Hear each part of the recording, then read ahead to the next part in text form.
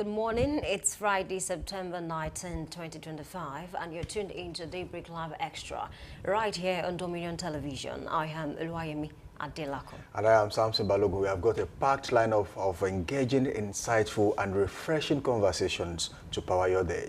And I'm Manolo Akboido. Together we'll walk you through the news, gist, and headlines, and the stories that matter most. Definitely. We begin with Daybreak gist, and today we are spotlighting the Rivers State drama. A large crowd awaited Fubara's appearance at Government House as governors were about to remain unknown. We unpack the tension, the speculations, and what it could mean for governance in Rivers State. And right after that, it's your weather report, helping you plan your day with the latest updates across Nigeria. Then it's Daybreak News. You can take that on. Of course, it's Daybreak News when we'll give you the stories that are breaking and trending across, bringing you top national and global headlines as the break. Next up is newspaper headlines and analysis, where we unpack the major stories on today's front pages with depth and perspective. Joining us as analyst this morning is Lekon Shubawale, a seasoned public affairs analyst who will help us make sense of the issues making the rounds. Of course, our big story today takes us deep into social resilience, confronting harsher, strengthening families and communities through collective action. Our guest is Mrs. Oluwakemi Ademola Aremo, Executive Director of Choice Solution Welfare Initiative International, CISWI. She'll share her insights on how to tackle assault, suicide, homelessness, and addictions by building stronger families and communities. And to wrap things up today, Trend Watch will come right up on, your guide to the biggest updates and buzz on social media. Remember, you can be part of this conversation through all our social media platforms. We are live and your thoughts matter. Yes, your thoughts do matter on this style. So settle in and stay tuned because Daybreak Live Extra starts right now. Good morning, all. Good morning, Samson. Good morning. Good to have you guys. Did you even plan this? Yeah, something like that. Okay. Unplanned, but Where's mine? Okay. Especially the way you decided to arrange Same it. Same side. Yes, extra. That's This is your good. married side, Okay. except you have a sister. I should probably stay in the middle. So. No, leave it like this. Then let's don't confuse us this week. I just want to confuse the confusion Don't somehow. do that. Good to have you guys here. Same here. The only woman. There's actually quite a lot. The weather was kind of cool this morning. Very and cool. while coming, I saw Yemi driving there. I said, look. Oh my. Oh my, oh my. So, wait now, let's go together. But unfortunately, she did not hear me. Oh, I'm sorry, I didn't hear that. The headgear sometimes can block, No, I was not on this actually coming in. I did this when I entered. It's alright. Okay. Well, that's interesting because, the breeze might have actually blown your... Get it! I was skeptical. I don't want to go through the stress twice. So I said, let me just come in here and, of course, do my thing. Interesting. But you look very good anyway. Absolutely.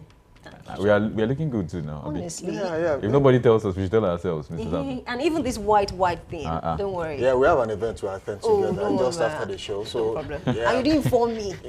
Well, since you are well dressed too, Okay. just like you That's usually what do on you a Friday, then we'll go together. Yeah, definitely. And I like the fact that I'm on green this morning. I mean, too. Green, white, green. Something extra. Don't leave me. Don't leave me. Don't leave me. Okay, another interesting thing to talk about this morning is that case of Nyesom Wike, Siminalayi Fubara. Seems all have been settled right now because Fubara was to resume yesterday, 18th, as directed by the federal government, the presidency, but then he did not show up yesterday at the government house. But there were a lot of people waiting for him at the government house. And it was like, oh, if he had shown up yesterday, what would have happened? Honestly, on that note, I think I watched a particular interview yesterday where Wike was talking about the fact that he had a conversation with Fubara. So the interviewer asked him, were you the one that called Fubara? Fubara called you, and he said it doesn't matter who called who. The major thing was that they had a conversation, and of course, Fubara assured him that he's going to resume. However, I also mentioned that it is not, in the constitution for Fubara to resume that same day. Right. And of course, he said Fubara is definitely going to resume. And I also read the report where that says that people started gathering around 7 a.m. People from across, the 23 local government areas. And of course, they left around 7 p.m. when they didn't say Fubara. So I don't think it's smart for Fubara to have showed up, yesterday. If you check the videos and pictures online, it was massive, of course. So I really do not know why it didn't show up. And then I'm actually concerned about one thing. The assembly sat yesterday. in the absence of Fubara. And of course, the leader said he's going to write Fubara to present the list of the commissioners so that they can screen them. So I'm asking a question now, will Fubara join them? Because some people are saying maybe Fubara is feeling like, okay, I really do not have the powers again, or maybe should I still come back? Well, I don't see it that way. I mean, he might just decide to stay off for a few days to say later I'm going to join them. So on that note, I don't think we should, have that, negative mindset to say Fubara is not going to come. He's probably taking his time to actually prepare. And I also advise Fubara that he should look past, okay, my suspension was unconstitutional and the likes, and look for how he's going to make that state. Definitely. Wiki also said something that is of concern to me. He said if we wanted to extend the suspension, we can do it. And I have issues with that statement in a democratic state. Absolutely. Really, if you consider the whole situation, some fractions, a group of people have come to say that what the president did at the time was wrong initially. About the unconstitutionality of that particular action, because they said it wasn't just Rivers that they had problems, they had crisis at the time. Then there was Benue crisis, there was crisis in the Northeast as well. Every of those ones were swept under the carpet. But Fubara Wike situation got escalated, not because of course we know Rivers State is very important to the country. Of course, the cash cow of the country, oil and all of that comes from that region. But that's not enough to say that's the only place where the president should focus attention on. But it was basically because there were, of course, like we say, interest in political interest and all of that. And if you consider, a group of people have said President Tinubu did that to favor his minister of the FCT, Nyesom Wike, against Fubara. Some said, yeah, it's a win-win case for them.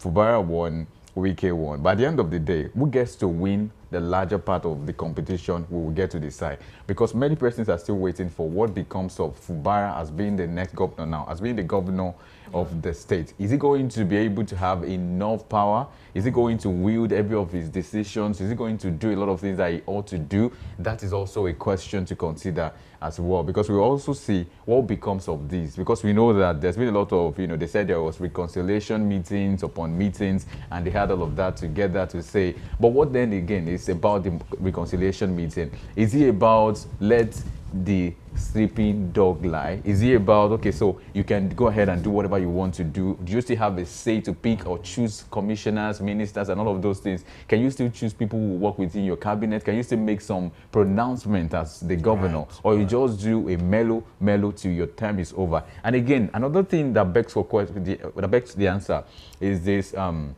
begs the question, I beg your pardon, is the conversation of, after now, can Fubara continue, or will he continue? Or part of the reconciliation, some have also said that part of the reconciliation agreement was that it was not going to run another time. On that, I don't know, let me say something very quickly. The interviewer asked, Wike that, is he going to support Fubara after this tenure? And then, Wike is a very smart person. Wike now said, it is too early for him to talk about that he's only concerned about helping Fubara to do better as governor of Rivers State. You mentioned something earlier that, some persons are saying Wike is the major winner in the suspension. I do not agree with that totally. Okay. Reason being that, some analysts have said the president took the fall for Fubara. Fubara was this close to impeachment. Very, very close. So if the president had not said, okay, I want to suspend you, I don't know, he might have been suspended now. Don't forget that, Wike has most of the lawmakers on his side. Fubara used to have 4, now he has 3. And of course, the local government election, favored Wike. So I don't know. I think, government students will talk about merit and demerit. They all won in certain areas. So it is now the responsibility of Fubara to say that, okay, a lot has happened. I failed in this area. Can I begin to look at how I can consolidate on my power? That even if Wike is not going to help me when I want to run for the second time, I can have the support. Definitely. I think, I have a lot of issues with things that happened in Rivers State in the last few months. And that includes the federal government, taking some decisions, which you spoke about the unconstitutionality of the whole arrangement. But most definitely, I also have the opinion that the presidency, just like you said, took the fall for Fubara. It could have been impeached. They had more members of the House of Assembly on their side. I mean, Wike, he had more members, and Fubara only had 4, and right now he only has 3. So the numbers kept decreasing and decreasing. Now if you go to the floor of the House, I think what Fubara, we had a topic here, we discussed something here recently about will Fubara be a substantive governor or just a toothless bulldog when he returns from his suspension? I do feel like one way or the other, the presidency will give him a little bit of backup, even though he's going to have some issues. But I think there's a leash, still being held by the federal government.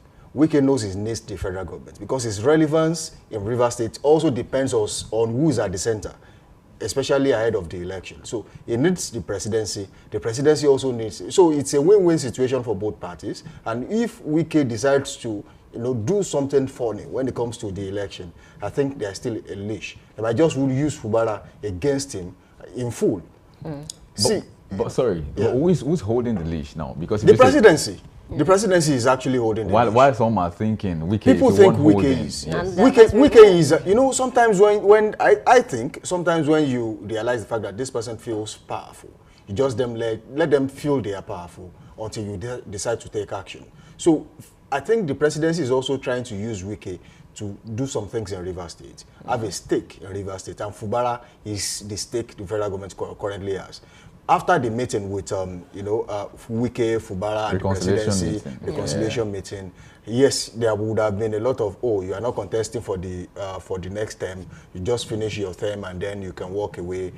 This will not belong to you. Wike will bring the commissioners. Yeah, you will bring the local government chairman and the likes. Wike He would agree. He said he's not going to dictate to Fubara who is going to become a commissioner or not. I'm not sure he's going to. It's not going But to the do House that of Assembly are saying, Yeah, wait, that the House of was what he Assembly are said. saying they are going to write the list of the commissioners and send to Fubara. No, they are saying that they are expecting him to send the list so they can screen. If he sends a list, who is sending the list? That's the question. They will not come out and say, Wike has sent a list. That's exactly the question I was And going when to the ask list you. comes out, we will see who are the loyalists of Wike on that list. Definitely. Most definitely. Yeah. And when that Definitely. comes out, we will definitely know who is calling the shots. But where I'm going in the first place is, if this is the situation now, and then Wike decides to, wield some power, and the presidency has actually given him, take the local government, nominate some commissioners. But when the time comes for some decisions to be made, the presidency will still be there to actually keep Wike, within the confines of what they want him to do.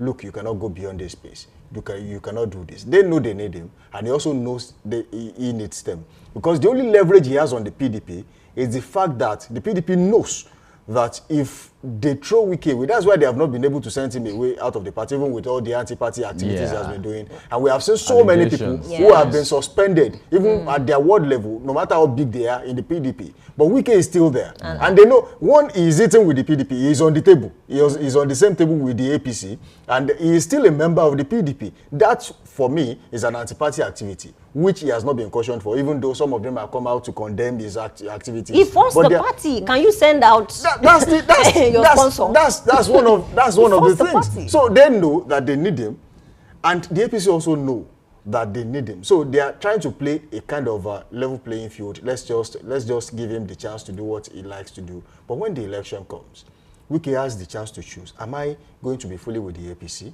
or with the PDP? That's why the PDP are also still romancing him. That's why the APC are also giving him a level of, because the suspension in the first place was, to some people, sounded like the federal Wike speaking through the federal government. Yeah, it was the federal Which is pro wrong. Wike. Which is not the People narrative. did not understand They that did politics. not understand what was going on because he was about to be impeached. The race Fubara was running is, I must not leave this office at that time. And then the presidency also realized, if this happens, we are going to lose, because eventually Wike will be the one to, if there's going to be any form of by-election or the deputy governor will come to place, that means Wike is still in charge.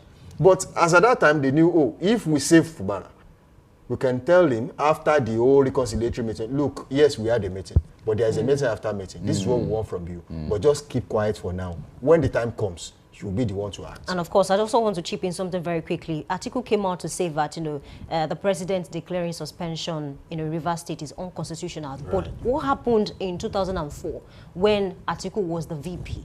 And of course, the governor of Plateau State was suspended. He didn't see anything. You see, some people, they come out to say some things when it only favors them. But they do not remember that there's history. Look at Malam Nasir Rufai, who was talking about, the federal government has been paying bandits and the likes. And a video of him was brought out and said, look, there was a time you said this, that if anyone has another alternative than paying bandits, that person should come out. So now, you see that, when you say things, some people keep receipts.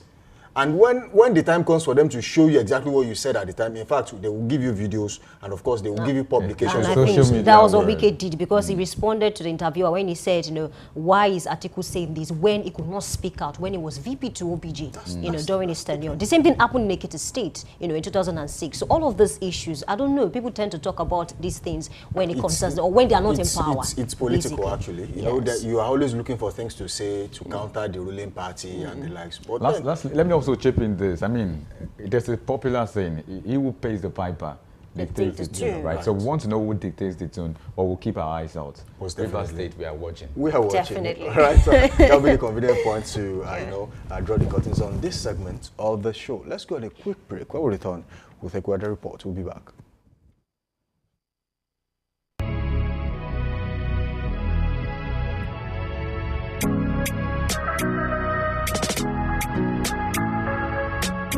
Need a professional space to bring your vision to life? Dominion Television Studios offers state-of-the-art facilities perfect for your next broadcast, commercial, corporate video, or live event.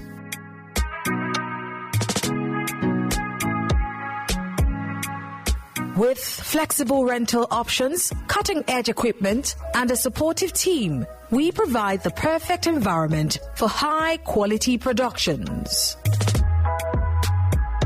Unleash your creativity. For bookings, email us at marketing@dominion.org.ng. Call us on 0705 506 1061 or 0916 101 1061. Check us out on Instagram, Facebook, LinkedIn, and TikTok at Dominion Broadcast, and on X at DominionCast. Book your space today. Dominion Television, your channel of choice.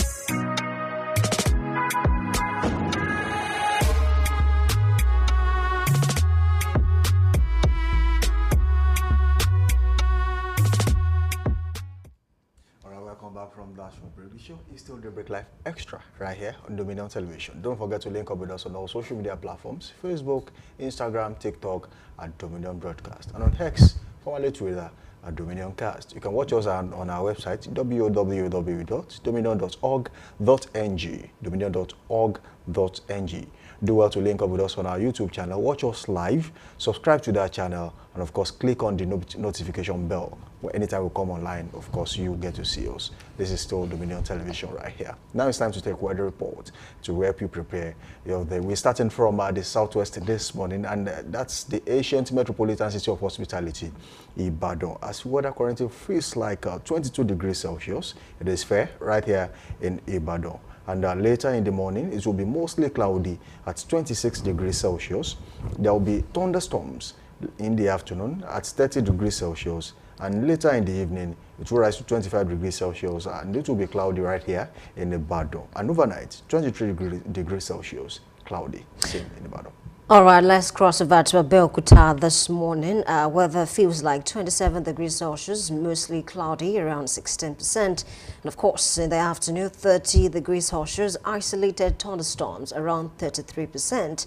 In the evening, we expected to have 25 degrees Celsius, mostly cloudy, around 16%. And overnight, 24 degrees Celsius, cloudy, around 12%. If you're around Abeokuta, Ogun, do well to prepare for this.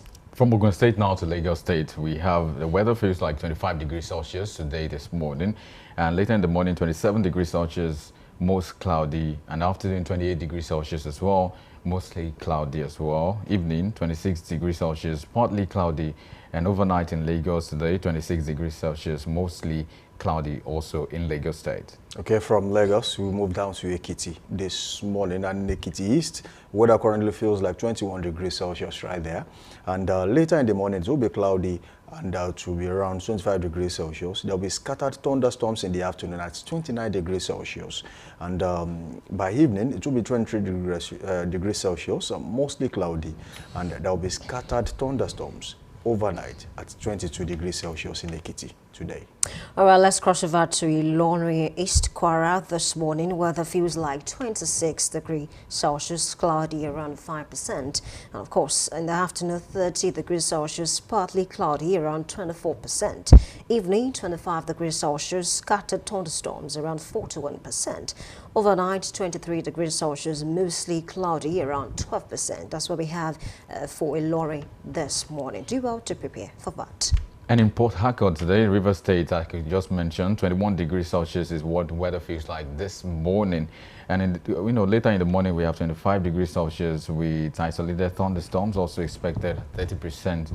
Of course, afternoon takes us to 26 degrees Celsius in Port Harcourt, River State. Scattered thunderstorms is promised.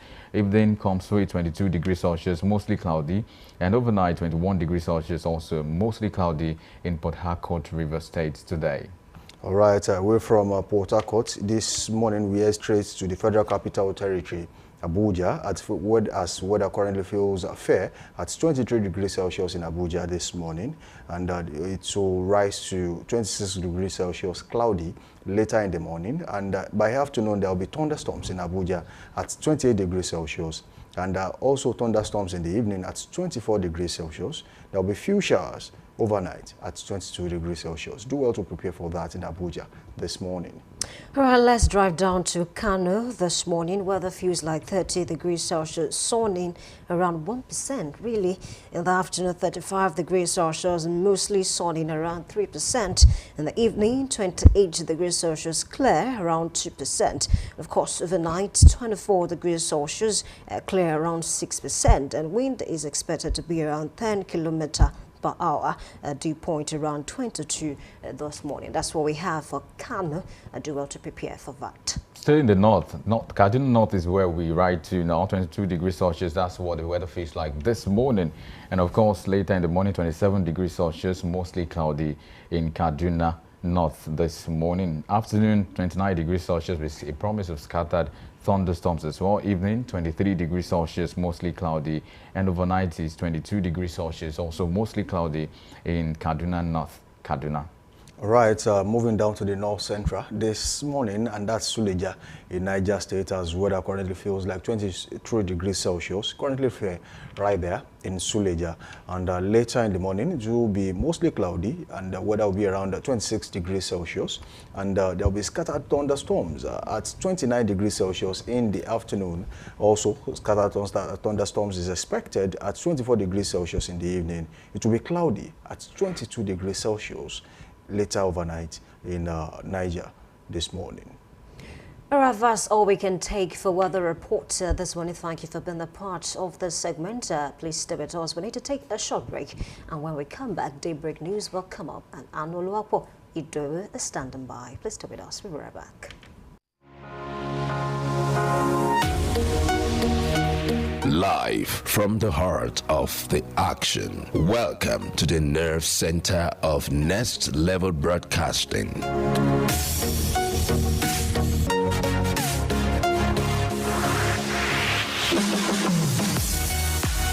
This is the OB van, where the studio meets the street. Equipped with cutting-edge cameras, crystal clear audio, real-time switching, and broadcast control, we don't just capture moments, we deliver the experience live. Anywhere, anytime, from stadiums to red carpets, breaking news to buzzing festivals, weddings, birthdays, and all sorts of ceremonies. We bring the world to your screen in real time. It's not just a van, it's a complete mobile production house, a command center, a broadcast beast. This is more than a broadcast. This is the OB van difference. Live, loud, limitless.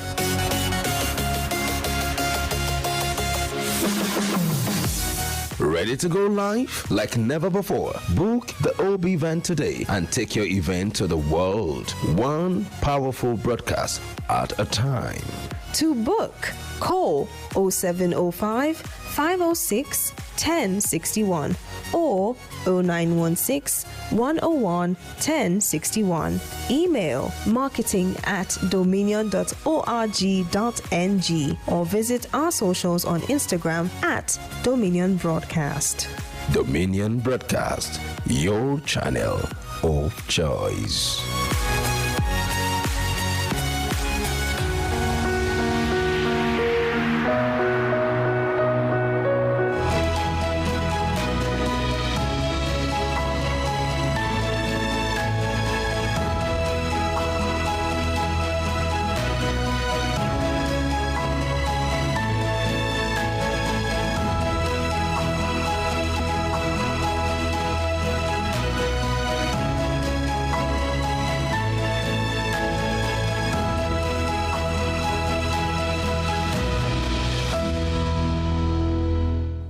Hello and welcome. This is Daybreak News on Dominion Television.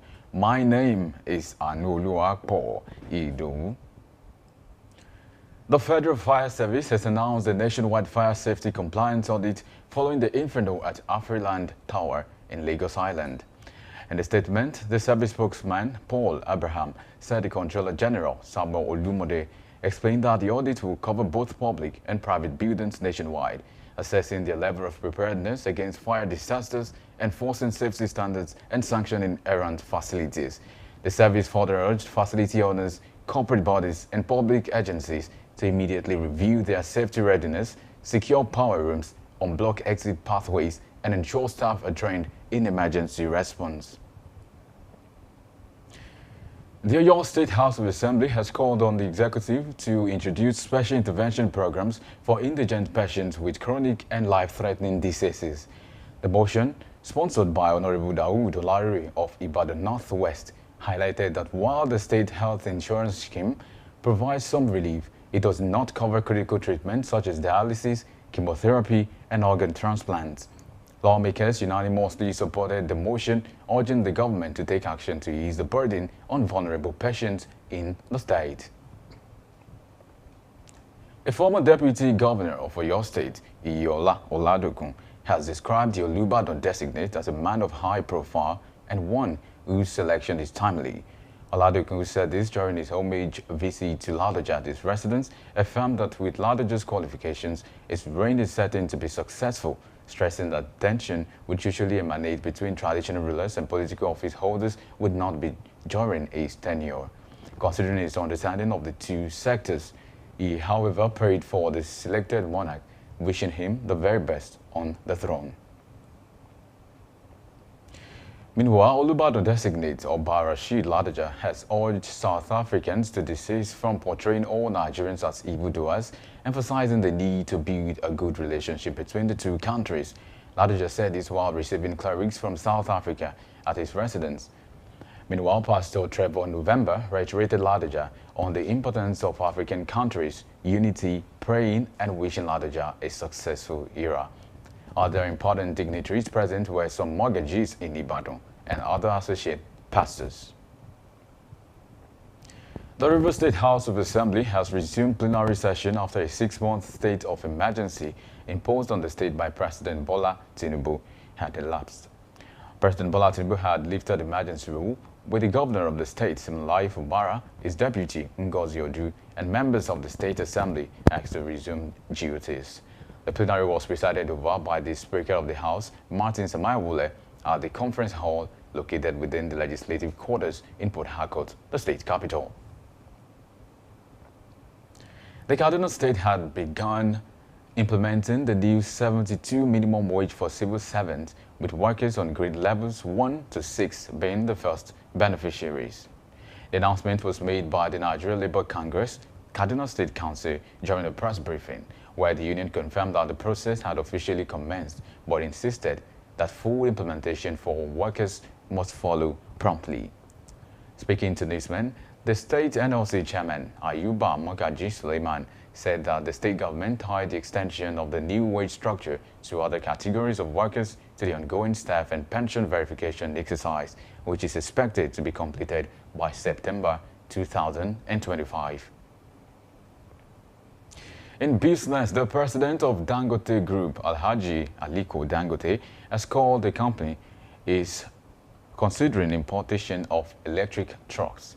Dangote said this as the company rolled out the refinery's compressed natural gas powered trucks for direct fuel distribution to filling stations. About 4,000 CNG trucks are expected to arrive in Nigeria before next month to distribute Dangote fuel at no cost to customers. And finally, in sport, the Super Eagles have slipped one place in the latest FIFA World Rankings, falling from 44th to 45th globally, while maintaining 6th position on the African continent. The new rankings were released via FIFA's official X handle, and this marks a second consecutive decline after the Nigerian side dropped from 43rd to 44th in August as a result of poor outings in recent international matches. You can visit our website on www.dominion.org.ng to watch us live and interact with us. You can also follow across our social media platforms, Facebook, Instagram, TikTok, YouTube, and LinkedIn at Dominion Broadcast, and next at Dominion Cast. And that's Daybreak News. I am Anoluwapo Idowu. Daybreak Live continues shortly. Stay with us.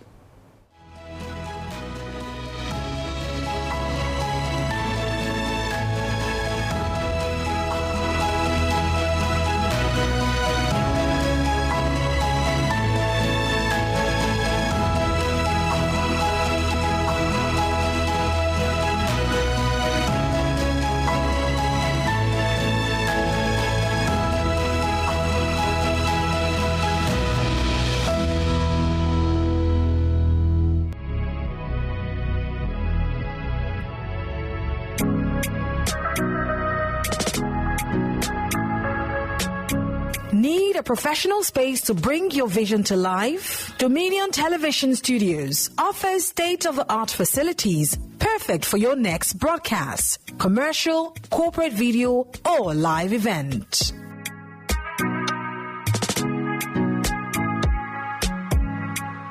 With flexible rental options, cutting-edge equipment, and a supportive team, we provide the perfect environment for high-quality productions.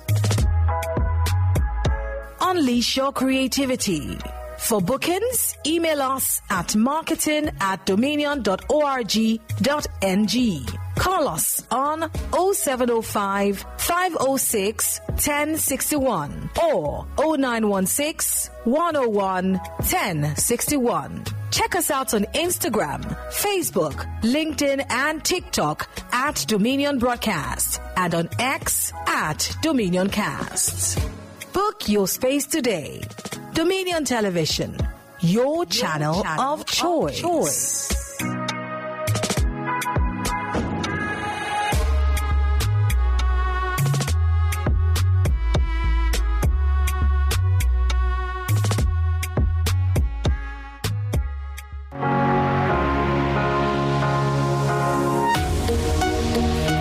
Live from the heart of the action. Welcome to the nerve center of Next Level Broadcasting.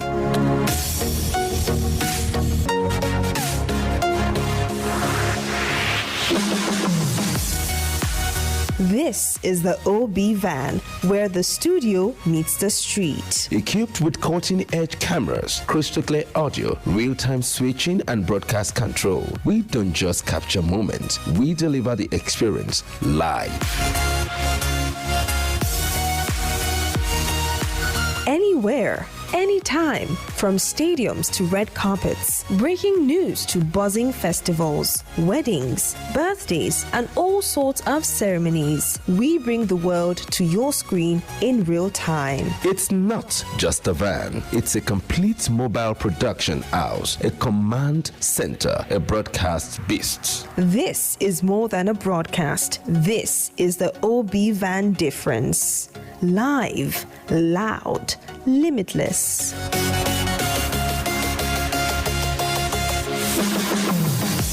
Ready to go live? Like never before. Book the OB van today and take your event to the world. One powerful broadcast at a time.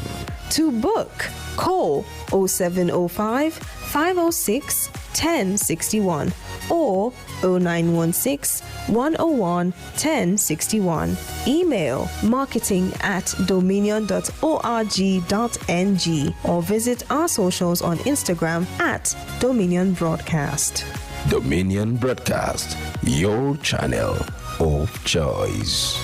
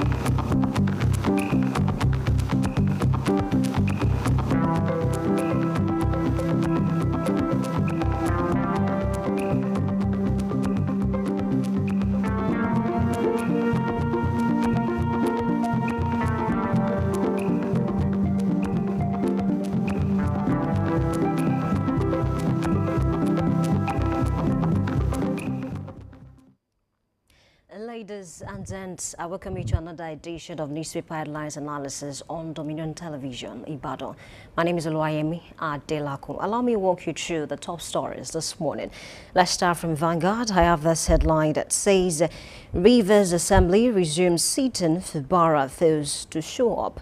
And of course, a lot of persons are asking why, because most of the supporters, were at the government house yesterday. A lot of them started showing up at around 7 a.m. and then most of them left around 7 p.m. in the evening when they didn't see the governor, alongside his deputy. And of course, the assembly sat yesterday and they are saying they are going to write to the governor to send the list of the commissioners so that they can screen. Wiki also mentioned that, there's no cause for alarm and it is not in the constitution that Fubara should resume the same day that the suspension was lifted. We look out for how that will play out. Will Fubara resume before the week runs out? Of course, that's something to look out for. Away from that headline, let's also check this one that says government ends passport production at multiple centers after 62 years. Honestly, I think Olubunmi Jojo is one of the best ministers that Nigeria has seen, in a long time, because it's doing quite a lot of things in that sector. Nigerians are happy that, they can now, apply for their passport and get it, within 7 days. Even with this development, it might not even, get up to that. It might not be up to 7 days before you can receive your passport. Looking at how, this has been done, the new development. And of course, we applaud, that minister for what is doing in that particular sector. Away from that headline, let's check this one that says, marketers want us to increase palm price by 75 naira. That's coming from Dangote. Honestly, I don't know. Can we begin to allow this man to breathe a little bit? Because, he's trying to make things easy for Nigerians. However, he's been having one issues with whether marketers, whether truck drivers, whether peng. Now it's another issue with marketers saying that it should increase the pump price by 75 naira, and that will make fuel price to be about 950. There was a time I was passing by a filling station the other time and they were selling at 880. So if this increase should happen, I'm not sure it's going to happen because Dangote is saying, okay, this is our stand on this matter, and the marketers might take the matter to court if they are willing to do that. But then Dangote is not willing to increase the price by 75%, and I think that's a very bold statement. Away from that headline, let's also check this one on Vanguard newspaper that says, Ogun local government crisis probe. judicial irregularities, PDP tells CG. Honestly, I look forward to a day when Osun State local government will have more peace than troubles, because it's been one trouble over other. Talking about the local government in Osun State, an election was held. After the election, a lot of issues. The funds have been withheld. Honestly, I think the Osun State government and of course the federal government, speaking about the president now, should look into this matter really. Away from that, let's cross over from Vanguard to The Nation this morning. I have this headline that says Nigeria-US seal healthcare partnership paid use agreement. I think that's a good development. Away from that, let's cross over this morning to Daily Times. I have this headline that says COVID-19 not totally eradicated. Medical expert urges Nigerians to be on guard, and that's for every single one of us watching this show this morning. Please ensure that you take absolute care of yourself. Use sanitizer when you need to do. Avoid places that are overcrowded, and of course, I'm not saying you should panic, but then I think there are basic things that we can ensure. Even if COVID, never happened in Nigeria, there are certain things that we should do as a person to ensure that we are safe and of course healthy. Away from that, a line I have this one that says EFCC rearranges ex-power minister Agunloye over alleged $6 billion fraud. A lot of persons are saying this is political because, this man was, a minister, 1999 to 2003. And people are saying, 2003, this is 2025. Why was the matter delayed up until now? We've had several persons undo, the EFCC. Why are they coming up with the story now? But then, let's not see it that way. Let's see it as, okay, the EFCC is trying to, bring some persons to book to make sure that they account for whatever it is they've done in the past. Let's not see this as political, honestly. Away from that, let's cross over from the Daily Times to Nigerian Tribune. I have this headline that says Osun PDP asked for the High Court CJ to probe suspicious letters in Osun local government funds case. I think we've spoken about that. Another headline is talking about Fubara, saying supporters trunk Port Harcourt Street. Fubara keeps them waiting. I read the story that said that, members from the 23 local government areas in Rivers State, waited for Fubara, to return, but he did not show up. However, let's not panic. We expect him to resume, as soon as possible. Crossing over to New Telegraph this morning. I have this headline. Still talking about Rivers Assembly to probe IBA spendings as sole administrator, because the job people spoke through their president yesterday to say that there is nothing to celebrate about the return of Fubara because the suspension in itself was unconstitutional, and people are saying, really, can these people move past this old suspension was unconstitutional and begin to think about how they can make the state work again in a more better manner.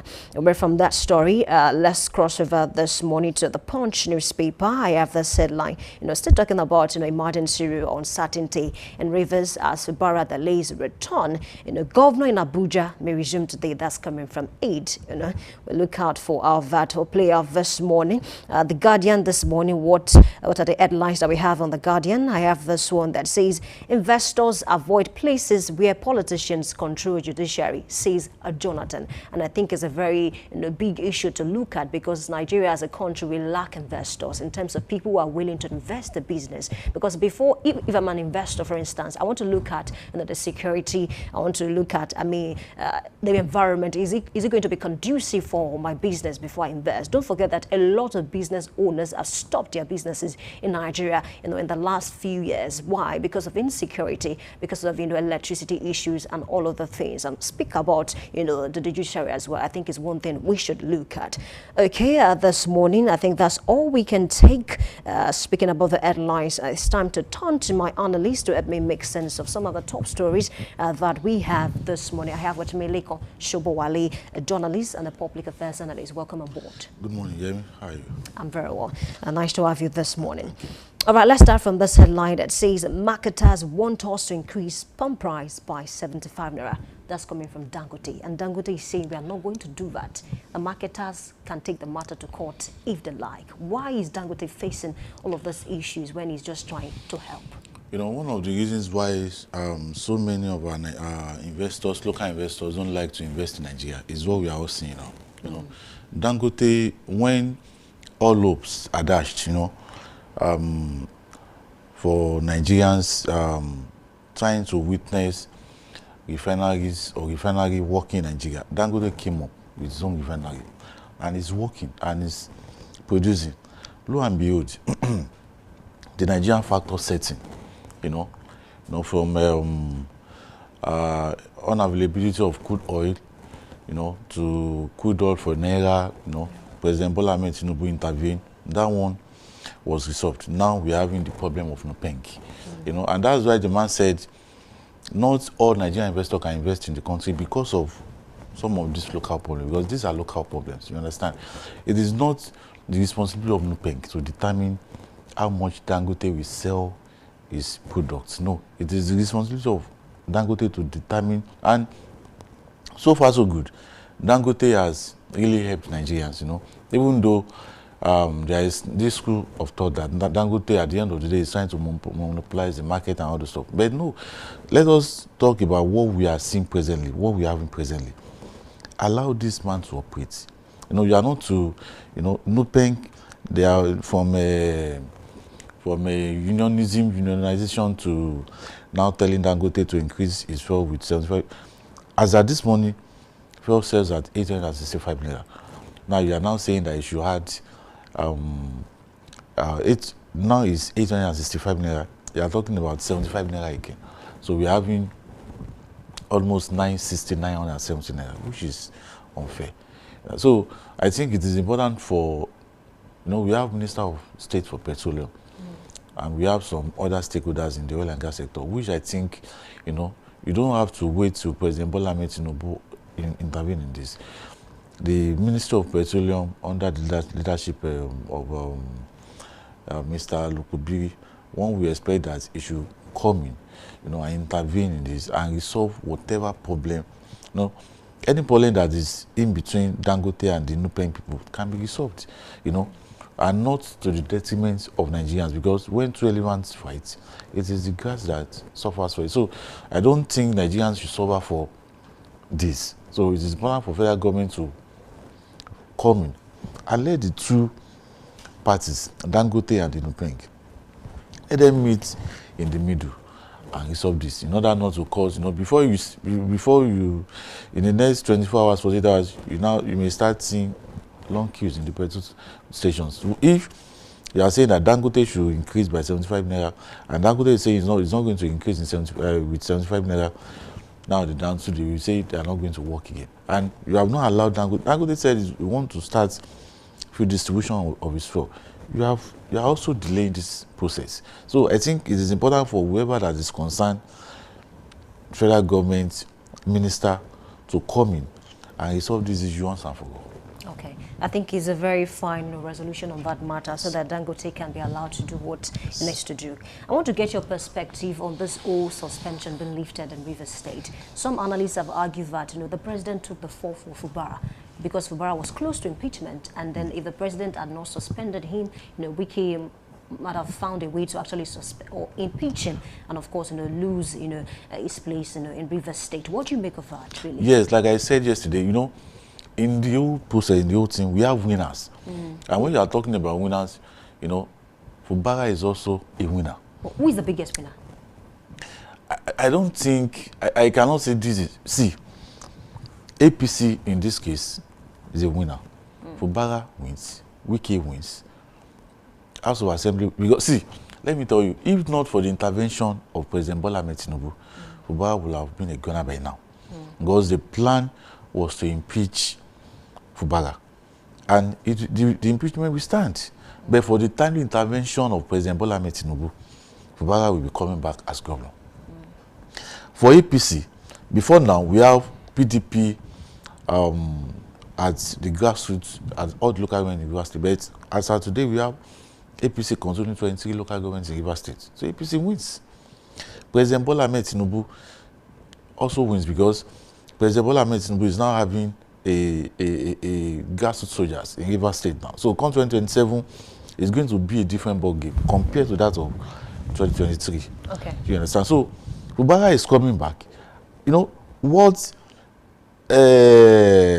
pro-Wike lawmakers want is to see him go. But thank God for President Bola Ahmed Tinubu, he will be coming back today. So, it's a win-win for all of them. So I don't think, you know, President Bola Ahmed Tinubu, to some people may not have done the right thing, but at least, number one, he saved the people of River State. We can just imagine 24 hours before the proclamation of the emergency rule, 2 pipelines were vandalized.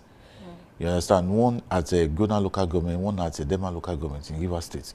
You know, River State was almost on his nails before that proclamation by President Bola Ahmed Tinubu. So all of them win. So that's just how powerful is Wike? Because Wike said something in an interview yesterday that if we wanted to extend the suspension, we can do it. But for the sake of the people, we had to leave it at that 6 months, really. See, let me tell you, you know, the president we have in Nigeria is a politician, and you understand politics. Wike installed Fubara. Everybody knows that Wike installed Fubara. And as we speak, Wike is having, you know, the ears of Mr. President. You know, just like he has said, if he had wanted the emergency rule to be extended, possibly it will. Because how? Why? You know, they have been the one, you know, moving from one crisis to another, causing issues, and, you know, there will be another crisis. Okay. You understand? You know, all the parties, you know, the Wike group, the Fubara group, you know, all the parties resolved, you know, to let the sleeping dog lies. And that's why we're having the return of River State to democratic governance.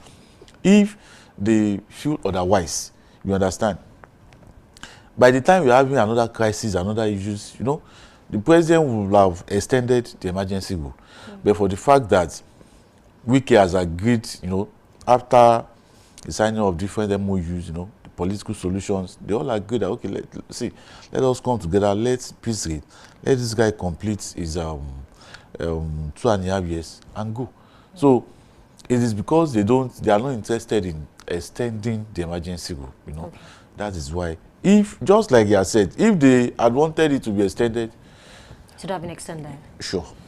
It's a serious issue in this country. Let's talk about Agunloye. I have a story that says the anti-graft agency had alleged that Agunloye, who served as a minister between 1999 and 2003 under the administration of former President Olusegun Obasanjo, and while he was in position, illegally awarded a contract for the construction of Mambila Hydroelectric Power Station on a build, operate and transfer basis. And of course, you know, they are saying about 6 billion naira fraud. And EFCC definitely is charging him on that note. This happened, you know, between 1999 and 2003. Now this is 2025. Why is this case coming up? Why was it not sorted back then?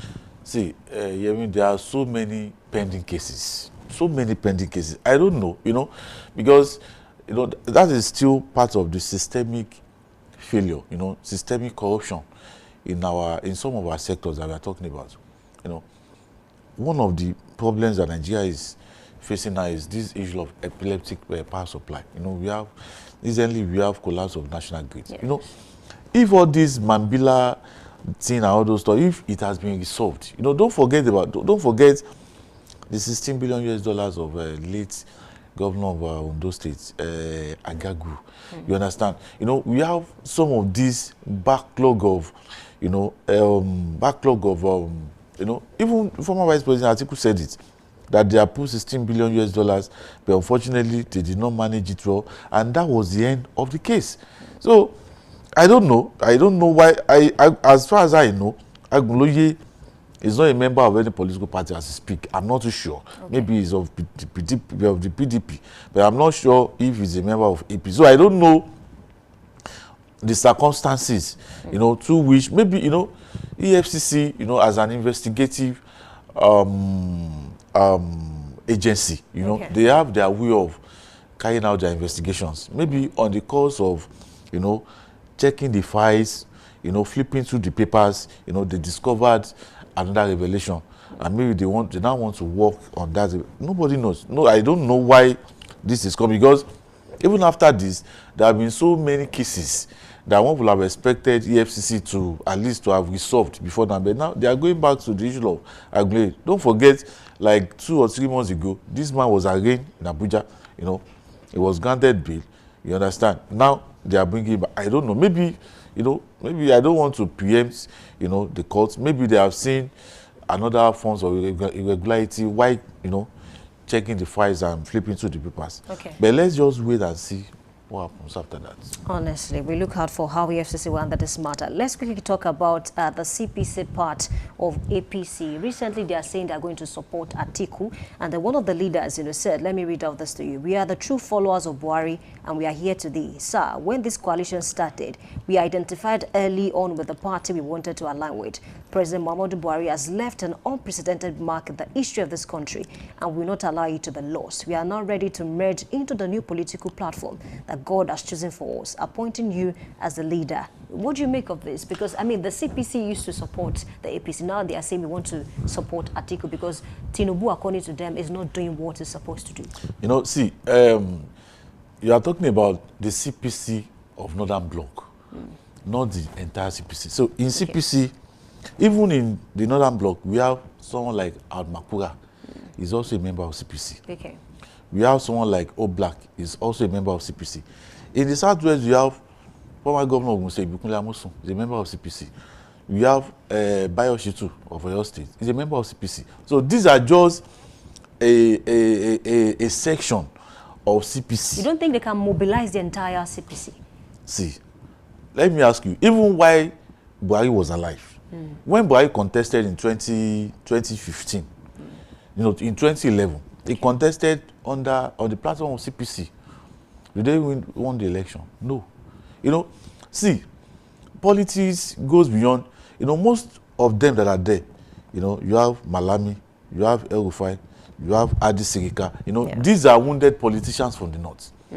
You understand? They are just, see, in 20, the last election that we held, okay, they supported Atiku Abubakar, even while they are serving in the government of APC. They supported Atiku Abubakar, but they lost. Now Tinubu, President Bola Ahmed Tinubu is in the saddle. So you now want to oust him. So, all these things is because of, all these things, is just political jabs, okay, and they are free to say whatever they want to say. They are free to gather together there. But I don't see all this thing working. Let me tell you, Atiku Abubakar is planning to contest on the platform of ADC. But as we speak now, Atiku Abubakar has not registered as a member of ADC. And the 2022 Electoral Act, as amended, stated that for you to contest on any of the political platforms, you will have been a member of that platform 2 years before the election. And the election is 2027. You don't think it's years time? So you said? You don't think it's years time to do that? It's 2 years. The act said 2 years. Yes. And it's almost, now we have 2 years and maybe like 3 months now. So Atiku Abubakar is now having like 1 year and maybe 8 or 9 months. So you are saying apart from gathering supporters, he should do the needful? He's here to do the needful. So even if they are saying they are supporting him, who tells you that the opposition party, it may not even be APC, will not go to court and stop him from contesting? All these ADC they are talking about, they still have their issues. Don't forget Nasiru Gombe is there. Don't forget Kashuku factor is still there. People are saying Kashuku factor is just APC trying to distort things. Kashuku has provided 4 state chairmen of ADC whose signatures was forged, and they are currently in the court. And even the Nasiru Gombe 4 or 5 days ago said the constitution of ADC, I think there is a constitution that governs, this ADC, the party. Yes. And no, they are saying that the constitution does not recognize what they call interim leadership. And what they are using in ADC now is interim leadership. All this CPC block, all this Atiku Abubakar, they are working with interim leadership of ATC under David Mark and Rauf Aregbesola. So, they are still, one will think that they should first of all sort out the internal issue in the party. They should not be blinded by all these CPC block and non CPC block. When they are saying they are CPC block, we have over 20-30 politicians from the north that are of the CPC block with former President Muhammadu Buhari that are saying that they are with President Bola Ahmed Tinubu. So, all these are just, and when you look at the people that are there, Malami, You know, these are the people that are having issues with President Bola Ahmed Tinubu-led government. When you look at Adi Sirika, he was the one that brought in Ethiopian Airline and called it for us Nigerian Airways. You know, the case is presently at the EFCC. They're having issues with the federal government. Look at El Rufai. These are the people that are having issues with. No, they are now coming up with CPC plus. So what we have expected that they should face the problem, the internal problem of ADC. If they can resolve that successfully, now we cannot be talking about 2027 election and how to unseat President Bola Ahmed Tinubu, and not all these things that they are doing. All these things, they are just, you know, even if you have a plan, why can't you just come together, hatch your plan, and work towards achieving that plan, and not all these CPC block they are giving us. Okay, because a lot of persons are seeing it as, I mean, a good one for Atiku now that a part of the CPC say we are going to support him. See, the word I used to tell people is that, okay, you know, they are dealing with a politician. But Bola Ahmed Tinubu is someone that was out of the government. There was nothing they did not do to stop President Bola Ahmed Tinubu in 2023. From change of currency, from, you know, cessation of petroleum products, so many things. But this man emerged. Still won. But now he's currently in the saddle. In the next few months, he will be appointing a new INEC chairman. You know, he have all the security agencies under his watch. You understand? You know, so I don't know the magic they want to perform, but yes, we keep our fingers crossed and we are watching. It's going to be an interesting game in 2027. Definitely, because I really do not blame politicians who are talking about 2027 again, because I mean the optics, you know. And don't forget, honestly, don't forget the OB movement are saying that is either they give it the ticket to Obi, or Bola Ahmed Tinubu will continue in 2027. That is what the Obi movement are saying. So I don't see Obi really running under ADC, because Atiku is like a strong contender. See, Obi is saying that whatever it is, he is going to contest. If APC is not giving him tickets, he will go to another party for tickets. But the truth is, he's going to contest 2027 election. And the movement are saying that if ADC, if they are not giving Peter Obi tickets, they should forget it. That they are going to vote massively for President Bola Ahmed Tinubu to continue 2027. So, you know, all this APC thing that they are only concentrating what is the strength of ADC in the southwest. Even in the north, what is the strength of ADC in Kano State? What is the strength of ADC in Kaduna State? Don't forget, this was the same way people were looking at Labour Party in 2023. But then it got massive votes in certain places. But see, you cannot compare, you know, the magic and the works of Labour Party in 2027. You cannot compare. ADC has been in existence before now. ADC was in Oyo in 2019. So ADC has been in existence and nothing significant has come out of this as we speak. Aside from those that defected from PDP or APC to ADC. ADC is not having any elected officials, either in the National Assembly or in any of the State House of Assembly. Understand? So you cannot compare the strength of ADC to, and you know those that are behind. You know, we have the youth. You know, the young. You know, many young Nigerians. You know, pushing the ideas of the Labour Party, pushing the ideas of the Obedient movement. But Atiku is not having that. You know, Atiku, even in Adamawa State, a few months ago he was removed, you know, from his title, Waziri of Adamawa. And people are saying it's political. Yeah, of course, it was political. It was given to Malam Nasir Rufai now, Ibadu. Ibadu has been installed as well. So it is political. Now, the governor of Adamawa State is a PDP member. He's not an APC member. So that tells you that something is wrong with Atiku, even in Adamawa. Wike, on that note, I think let me just mention before we move on. Wike said recently that, you know, Atiku is someone that has been moving from one political party to the other. He even said something, let me quote him now, "Them born you born coalition." There's a video of that I watched yesterday. And honestly, I was amazed by that comment. In 2007, he moved to AC. In 2011, you move. 2014, you move. Atiku has, you know, some people call him contestant general, I don't know. But it has been from one party to another, from one party to another.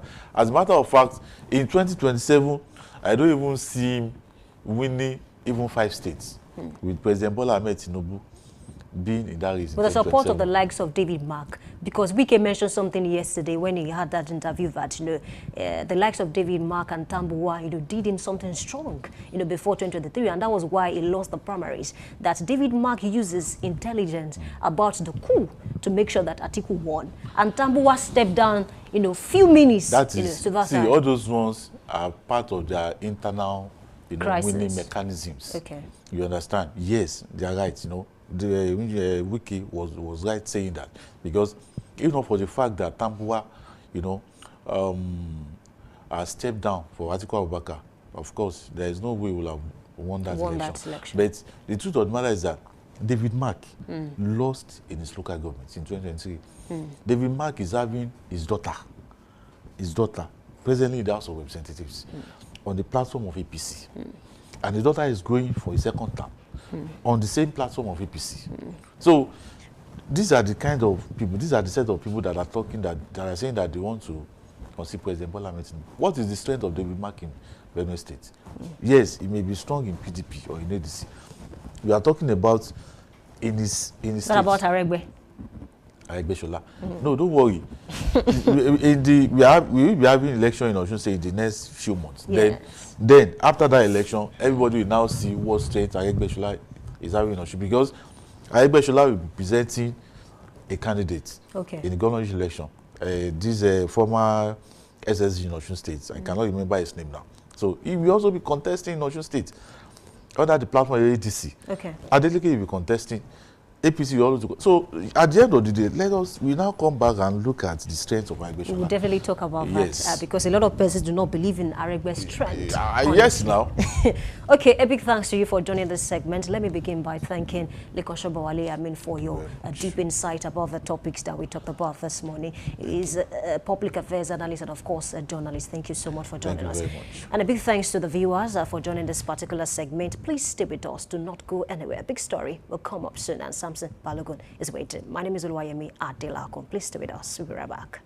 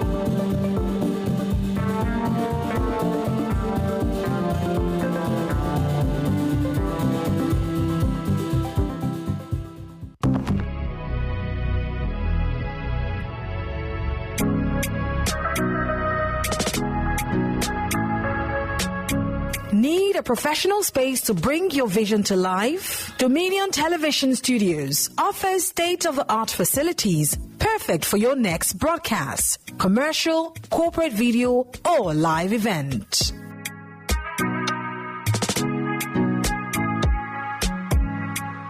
With flexible rental options, cutting-edge equipment, and a supportive team, we provide the perfect environment for high-quality productions.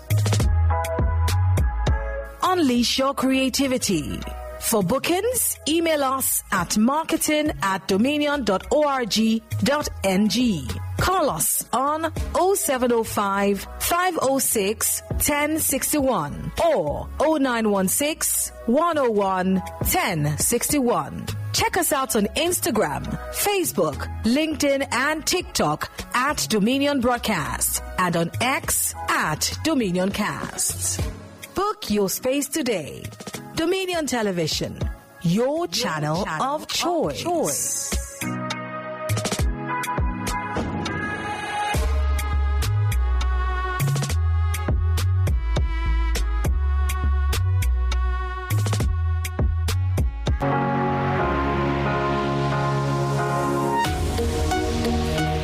live from the heart of the action. Welcome to the nerve center of Next Level Broadcasting.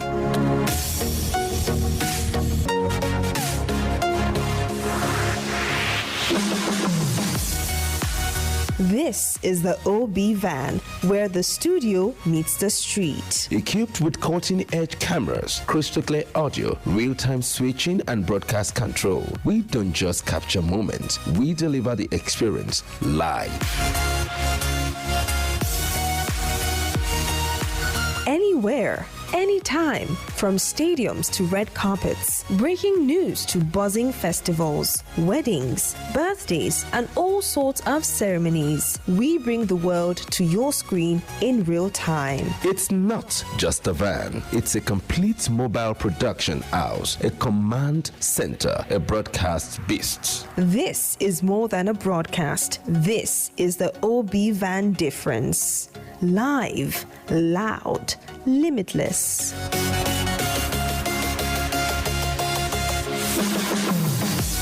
Ready to go live? Like never before. Book the OB van today and take your event to the world. One powerful broadcast at a time. To book, call 0705 506 1061 or 0916 101 1061. Email marketing@dominion.org.ng or visit our socials on Instagram @Dominion Broadcast. Dominion Broadcast, your channel of choice.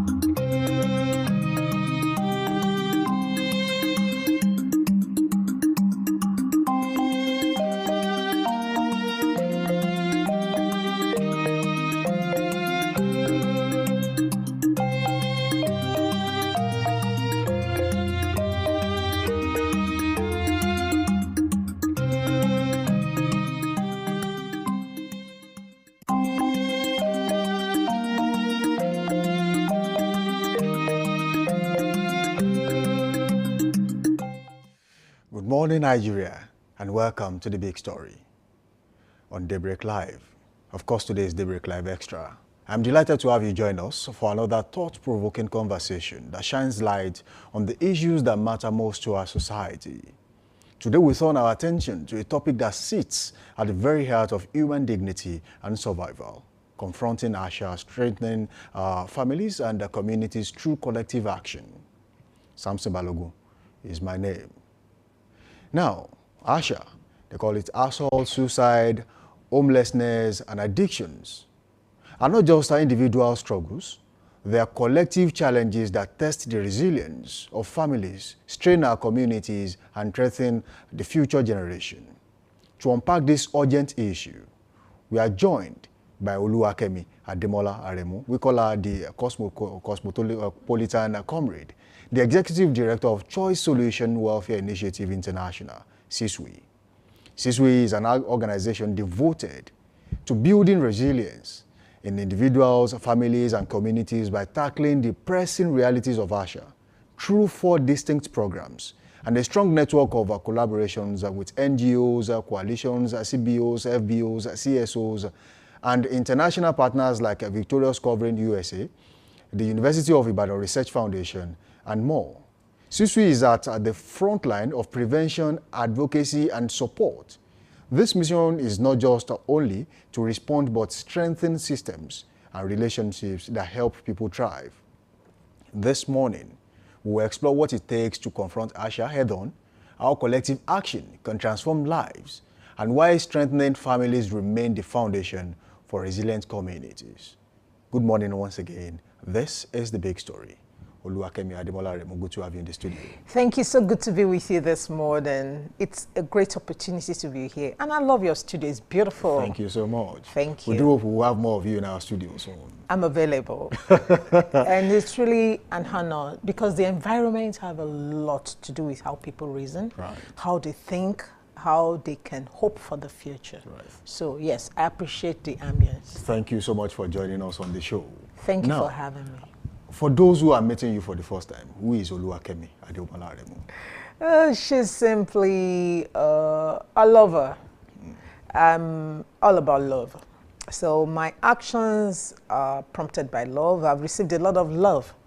I always say that it's because of love of family that we survive our infancy. In fact, too many times when we don't fall off the curve, they're the institutions, the schools we went to, the community that nurtures us, and of course the policies of the government that made possible the establishment of those organizations. So yes, we are all part of a very great family. So Oluwakemi Ademolaremu is a human rights activist. She's a lecturer, you know, and that's significant to me because it means I've always been in sync with the younger generation, the strong generation, the generation that really determines the future of a nation. So it's a privilege to be a lecturer. I'm a lecturer at the College of Medicine, University of Ibadan, in the Department of Chemical Pathology. But I've been through a series of other places where I had to work. I'm trained in humanities. I have a master's in business administration. And that really helps me to understand how management think, how workers think. The difference between the leading and the led. Bridge the gap. Yes, I'm able to understand that. And I'm creatively gifted. So, and I think every human also into is like that. arts. Yes.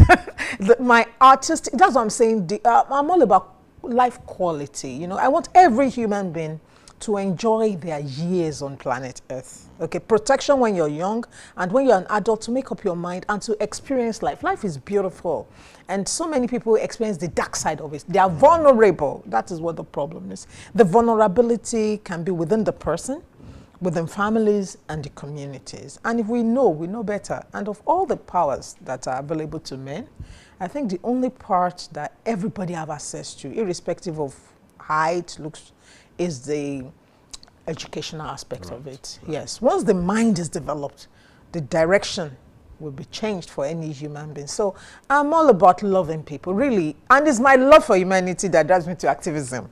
And also the artistic aspect, the writing, you know, everything is just communicating with people, various people, through their own language. So that's what it's all about. I'm all about service. I love serving people. Let me ask you very quickly, what prompted your decision to venture into humanitarian work? And most definitely, what prompted your decision to find, of course, be the founder of Asiswi? Holy Spirit is the founder of Asiswi. You know, the truth is this. You're born into a class. So one day I was reading the scriptures. I've always been a human rights activist. I've been 8 years, I've been a human rights activist. I'm concerned about people, you know, so I've always been in that space where I love and move. But 2016, a friend called me. She said, Katie, do you have a lawyer? You know, they always call activists. I have a case at hand. And that case was in Abex. I don't want to mention a specific hospital. She's in medicine. She's like, Katie, do you have, I'm called Katie, Comrade Katie, okay? So do you have a lawyer? I need a lawyer right now. What's the problem? That a child has just been brought in, a month-old baby, and an elderly man had violated this child, and the phallus has pierced through the abdominal wall. It's terrible. That means that child is damaged. So she was crying. I don't even know how to begin, what to touch. I need your help. We need to get this. This is criminality. So at that, that point, and I was lecturing at UNAB then, I felt, oh God. So I stepped, of course, I got a lawyer, and that means, like we always do, that should be the full stop, huh? So, and as I sat in my office, I started writing, people against rape. Well, I was thinking, I said, no, I don't have the energy for that now, because I had little children. I'm not ready to, I will do this. No, I didn't, to mobilize the community will take a lot of energy. Right. To start the discussion will take a lot of energy. So I just said, let's deal with this case, one case at a time, and let it be. So a year after, so the Holy Spirit told me, I'm a Christian. The Holy Spirit told me, Katie, go and be saving some of your money. Then I'd resumed at the College of Medicine, University of Ibadan. Go save some money. I was thinking, oh, you know, the money is very little anyway. Lecturers are calling for increment. So I felt, okay, you know. Then sometimes after I said, go double the money. And so I did. Then 2017, August is my birthday. So I felt, no, I'm going to go spend my time, you know, seclusion, writing, you know, I love that ambience. So nobody, I don't want any party, I'll go do something personal with the Holy Spirit. Then on a Tuesday, there was a TV program going on. I was in the kitchen and I was watching.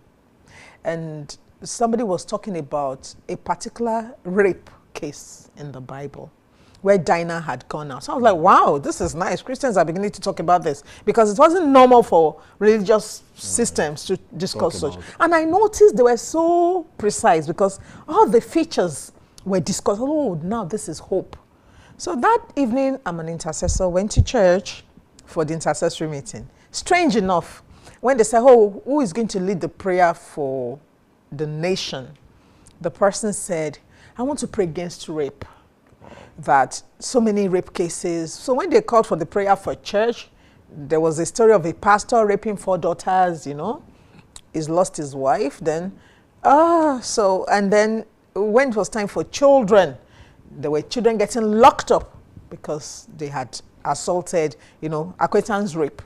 I said, okay, Holy Spirit, I can hear you loud and clear. Then I announced, on 23rd of August, we're going to have a symposium. And my thought then was that, let me just touch it and leave.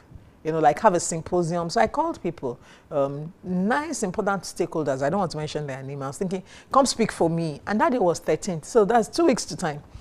Come speak for me. And they said, no, Katie, it's because it's you, so we'll come and speak for you, you know. Right. So by the 22nd, no, 21st, go lose all those people that you gathered together.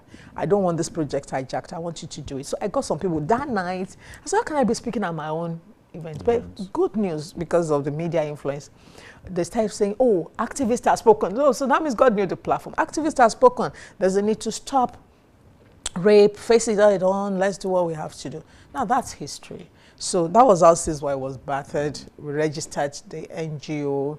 And as we progressed, we started a project, War Against Rape. As we proceeded in that, we came to the point where we discovered that rape was being driven by the second year anniversary. People were on the streets because they were running away from assault from home. Women were leaving their homes because they were being abused, assaulted, okay? So then led to homelessness. Then the kids get on the streets and become addicted to substances. And we noticed then there was a school, I don't want to mention the name of the school, a girl, and they said, oh, Christian girl committed suicide. And the story behind it is simple. She's a Christian, meaning SU, you know the standard. Right. And she was raped going to read at night. She didn't tell, she was silent, like most rape victims are silenced because of the fear of stigmatization, shame, you know. So she didn't tell. Now she became pregnant from that event. And the thought of how would everybody believe that Mother Mary is now pregnant. And I'm saying that not to really cast aspersion on the wonderful name of Mary, but the fact that that girl felt no hope and committed suicide. Wow. So since then, we've been involved with African Project Against Suicide. So when we got the 4 together, the Holy Spirit told me, write it Asha. You know, that's the predatory bird, Asha in Yoruba, you know, the seeks to destroy and steal the chick.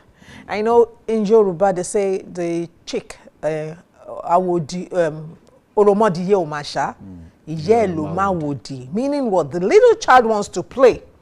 Every child wants to play, and you cannot even know which environment is inimical and the effect of watching that beautiful bird circling. And of course, some children test the waters, they run on, you know, so you don't know what to do. So, but the mother understands. So when your mommy is saying, stay back, don't mix, you know, your socialization process is being interrupted by your mom, it's because she's safeguarding.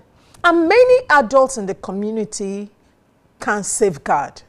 In traditional African communities, every mother was on the lookout. But now what we see most of the time is that when a case is even identified, and we are even willing to go into it, and FIDA is helping with pro bono, People, families will withdraw the case from court. From court. They will be settled They want to with... settle out of court. Yes, because, you know, the person that is targeting the assailant already had done a psychological analysis of that family. Usually they are vulnerable. Vulnerability by poverty, by, you know, poverty has to do with support structure too. So they're sure that if they touch you, you have nobody to fight for you. So then that makes you a target of an assailant. And of course, poverty is driving a whole lot of stuff. So how did you bring all these four together to make one word? And then having done that, how has your NGO been able to tackle this? And who are your collaborators? Who are the people you work with? And what is the success rate so far? Oh, thank you very much. And you see, I couldn't stop because most of the time we think of the physical, the, you know, the mental, we're not thinking of the spiritual. So I cannot take this glory to myself, really, because, you know, if it's left to me, that's a big thing to tackle, okay? So a lot of wisdom has guided the process. So for the four, I discovered, you know, that the four are litigable. If you were assaulted, or if you assaulted a partner, you could go to jail, okay? If you attempted suicide before, and that's another side of the progress we've made so far. If you committed suicide or attempted it and did not succeed in doing it, you're going to end up with some litigation. And if you were vagrant, we've discovered some children on the street are really addicted to vagrancy. We've not looked at the delusional mind of the child. We've seen a lot on the street because some of these children have learning disabilities. That was why they couldn't cope with school and dropped out. Some of them, because their mothers left homes where they were assaulted, left, and then the father takes the child to the grandparent, the grandma, especially most of the time, grandma. Grandma is older, weakened, and does not have the strength to and then sends the child to go and hawk. So the child learns from the street that there's survival on the street, and the child stays back. And there are midwives for the street. And most people that sell on the street use these children to set up shop. Now, while the child is on the street, he's on his own. Some of them survive because I've met adult people that come to me, oh, Katie, thank you for what you're doing. I first came to you, but I was on the street, you know, and we really man Mokola Roundabout, Iwo Road. We collaborate with homes that are involved in rehabilitation, Betlada, you know, and we've had issues, you know, we've been involved in, I love collaboration because no one person can do it. So we are in coalitions, Child Protection Network, you know, that's a very huge one, has more than 60 organizations, and, you know, where we discuss consistently every month. We have Community Chest Council, which contains a wider range, like 500 NGOs, you know, to tackle it. So when issues come up, we all collaborate, we refer cases to people who can tackle it. So the last one is the addiction. When you're in pain, emotional pain, you know, if you have a physical pain, there's a process of healing. Right. Now, when you have emotional pain and you're hiding, you know, that's the terrible thing about those things. You want to attempt suicide, you're hiding, you know, you're hopeless, you're hiding, you've lost control, you're hiding, you are a sex addict. There are people in the community that, you know, there are nymphomaniacs, they seek sexual, they're addicted to sex. Right. Then there are also the ones that are addicts. They must have this sex all the time. So some of them go into prostitutions if they hadn't, but some of them would not. They would rather be going around small girls, you know. And when we have a society where people think side chick, they think side chick is a girl that is really enjoying the attention of an older man. We've not asked ourselves, what are the driving force behind yes, what is pushing for this young girl to be so sexually active? And I'll state a case. There was a girl that was introduced to sex. She was the only child. So people think it's not a class thing. That's the four have nothing to do with class. Right. It has nothing to do with education. It has nothing to do with race. All over the world, those four things are killing people, decimating the quality of life experienced by people, destroying the future of everybody, making our communities unlivable. So that's what that is all about. Now, we now discover that another handle to it, we call it Skill Academia. It's very simple. In order to combat these four aspects, we created 4 projects. Okay. Answers to them. I was about to ask you about the project. Yes, we created 4 answers to them. So for every problem we strategize. So generally we would advocate like a character awareness like we're doing. Then we go to schools, primary schools, talk to them, find out cases, try to tackle those cases. It's been a long time now we've been on at this. So the 4 projects, very simple. We discovered that in acquaintance rape, the young man simply does not know how to engage positively and strategically for sex. Okay. He likes his girlfriend, and his biological essence, he has the instruments to do it.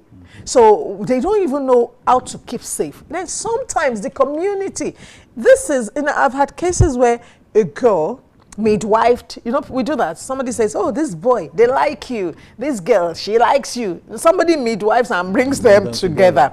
And if you're not careful, this person is also telling them exactly what to do. And if you're liking the girl, you should kiss.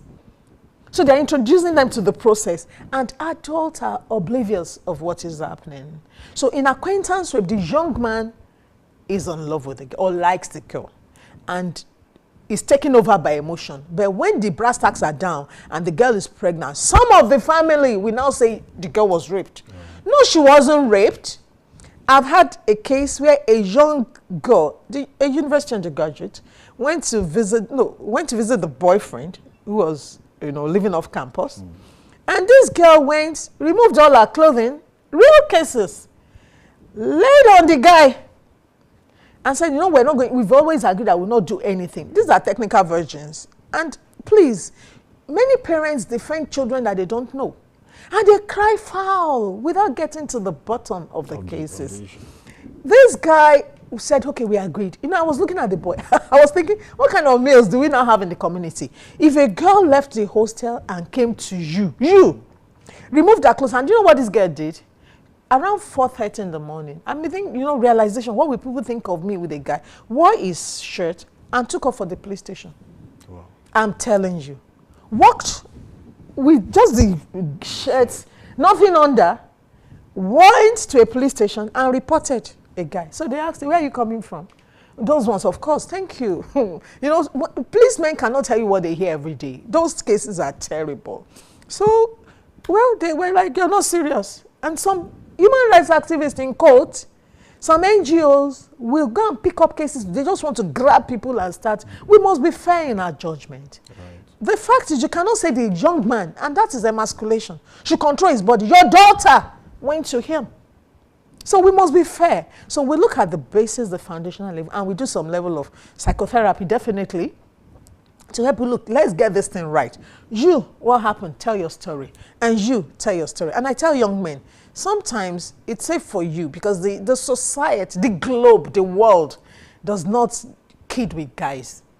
A young man... Do you think the world does not really favor men in such a way? Definitely. You look at... No, you see, the man is the protector and the provider, wired by God to protect. And we have to honor that and respect it. And I have feministic theories, because they are feminist. Yes, because definitely it's because of the suffrages, the fight of the female that today somebody like me can come out and speak. In fact, it's because of the fight. And I'm feminine and I really stand for that. But I have to be careful. I'm a humanist. Human beings have tendencies. Your daughter cannot go visiting a young man in the house, rubbing his ears, rubbing her body against him, and then you say the guy will not be aroused. That means we are living in denial. Right. So warn your daughters. They should control, the daughter has fire in her body too, Some girls don't even know that when you're in between your periods, your natural clock wants to be cuddled. You'll be a bit feverish. And I'm warning young men, if your girlfriend says, I'm not feeling too fine, let her go to the hospital. She should not come to your house. And the real danger that guy didn't know it was, I told the guy, I said, do you know what you've just done to yourself? If that girl has died overnight, you cannot clean yourself. And living things die. Please, let's get it right. Living things die. Living things are produced. Living things eat. Living things interact. Living things respond to stimulus. So when you're touching you're experimenting, where is the soft spots, you're already building a case against yourself. So young men, please, face, because, and I always tell people, females are expense account, including me. Yes, once you're a woman, you're going to produce children. Somebody has to feed those children. So when we ask what is driving divorce, it's people who, because the rate of divorce is related to dysfunctionality. We have cases from NSCDC, they send people to us. You know, every time they're calling NGOs up, you know, to come and take over some cases. In fact, we are overwhelmed. Okay, let's talk about the role of the government in all of this. Yeah. So far, you have been on this issue of saving people for a long time. How has the government fared in terms of assistance and you know, the society generally? You know, another problem I've seen is that what government should really be involved with is policy. And of course, things that have to do with humanity are commonsensical, moral-based, fairness, justice. So they are already part of the law of thought that lawyers know about. And the whole society is irate, angry that such a dastardly act has occurred. Have you noticed that the rate has increased? What is driving it at times? You see, when you see an elderly man raping a minor, I don't think it's libido. It's not libido. If it's a security man, so every case should be looked at in its own essence. For us in development, we want a stop. We want to go to the root cause because they are human behaviors. You keep taking them and picking them in jail, they are helpless. You've seen that medical doctor that ended up in jail because he's looking at a small girl. And I want to draw attention to something very simple. If you see a man raping a 7-year-old, most likely he himself was introduced to sex at 7. At that age. Yes. So in his mind, that is the age he's attracted to. So pedophilia is not just, and the porn, you know, and there's so much sexuality on media. Billboards, you know, and you know, recently I was observing something. When they show Africans, they show the women by their body parts. Right. And you're asking, normal Africa, when you look at a woman, the breast is for the baby.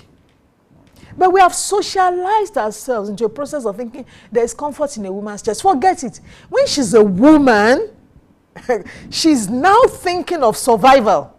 She's thinking of her children getting food. She's thinking of the security of her home. And I tell women too, because when I talk about the hen thing, when you are a young girl, you're shy, coquettish, you know, nice. When you become a woman, become a tigress. Because vulnerability also means an assessment of the mother.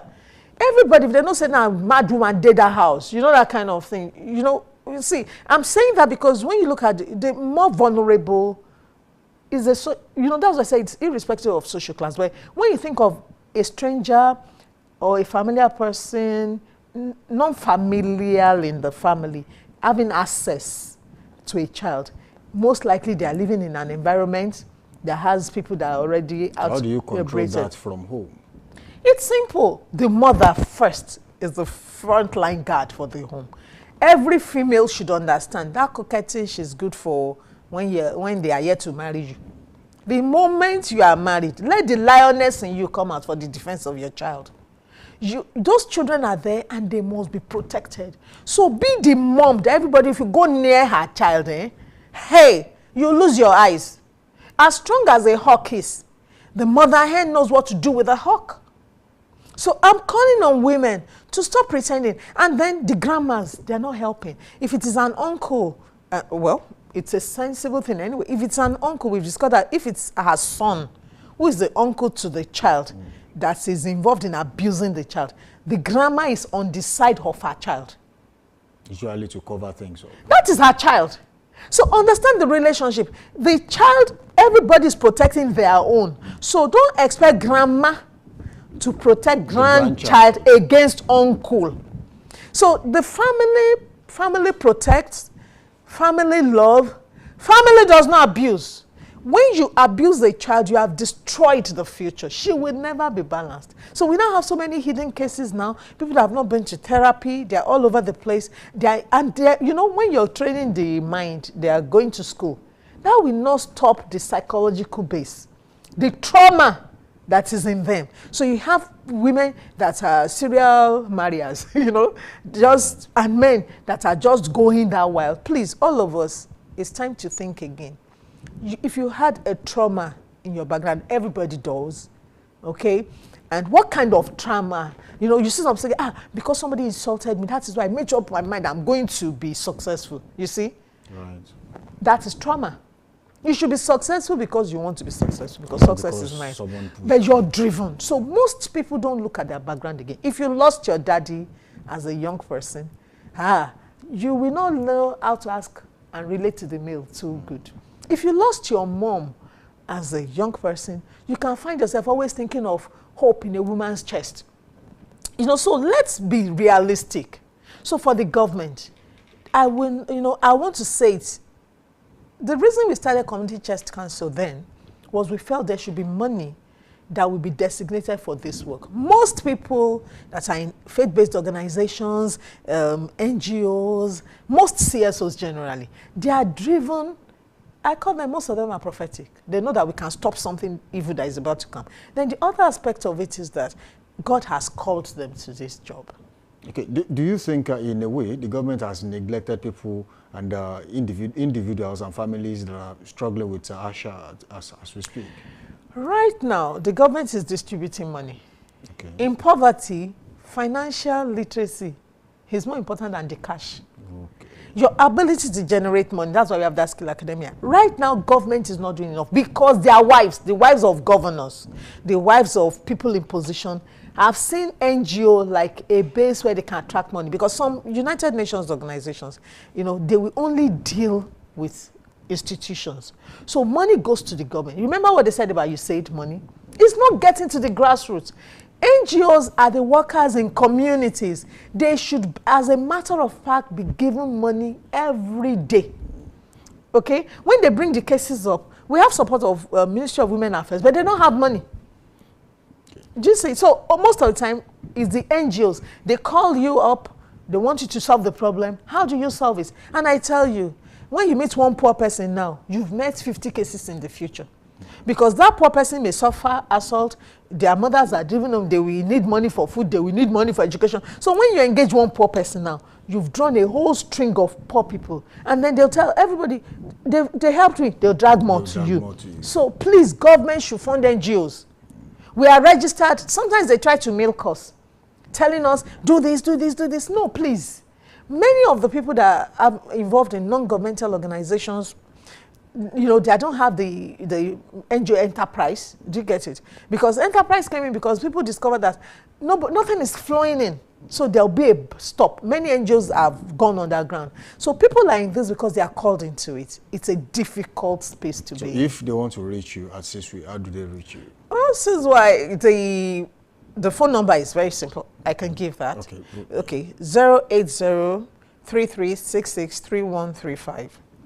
The people we've collaborated with, UIRF, has given us platforms, because for the out-of-school children who are the homeless, the out-of-school children, for 2 years now, University of Ibadan Research Foundation has been working with us.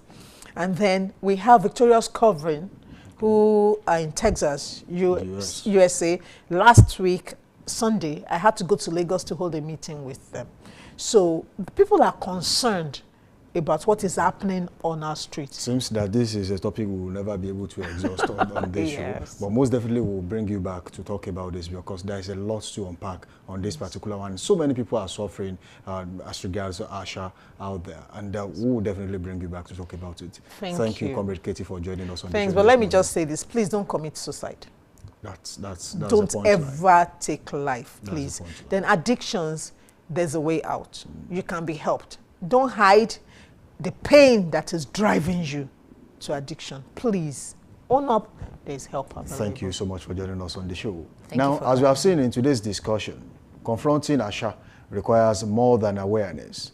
It demands intentional collaboration, compassion, and the courage to stand together for those at risk. Strengthening families and communities is not just the work of NGOs like CISWI, but a call to each of us as individuals and neighbors leaders, and even citizens to work together. That's the big story on Daybreak Live today, Daybreak Live Extra. Thank you for staying with us.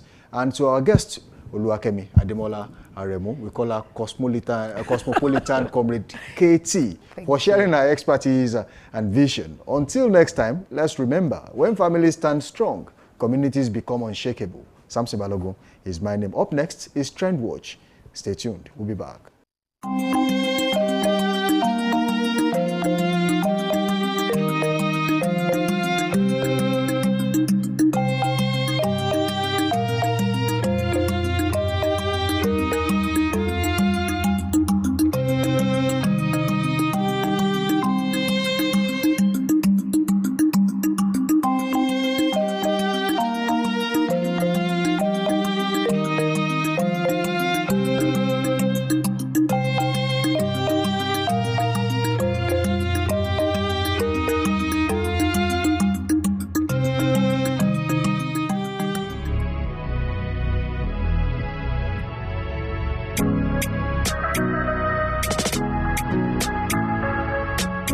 Need a professional space to bring your vision to life? Dominion Television Studios offers state-of-the-art facilities perfect for your next broadcast, commercial, corporate video, or live event.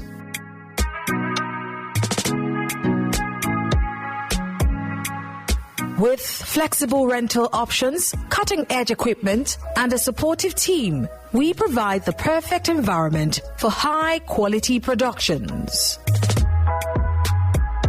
Unleash your creativity. For bookings, email us at marketing@dominion.org.ng. Call us on 0705 506 1061 or 0916 101 1061. Check us out on Instagram, Facebook, LinkedIn, and TikTok at Dominion Broadcast and on X at DominionCast. Book your space today. Dominion Television, your channel of choice.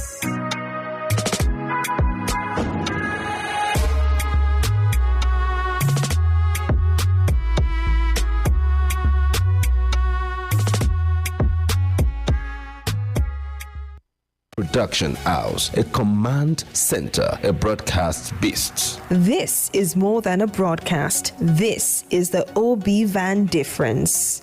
Live, loud, limitless.